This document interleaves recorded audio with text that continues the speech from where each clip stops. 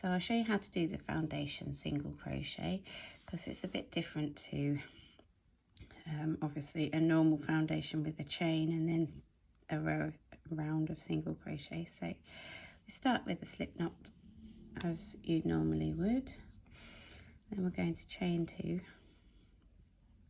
then we're going to insert the hook into that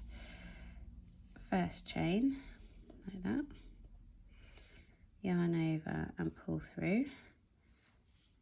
then we're going to yarn over and pull through just 1, so that creates our chain effectively,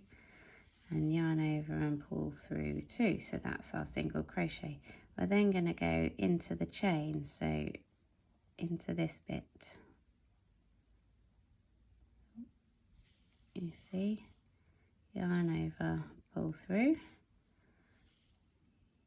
yarn over, pull through 1 to create our new chain, and then yarn over, pull through 2 to create our single crochet. So we just keep going like that.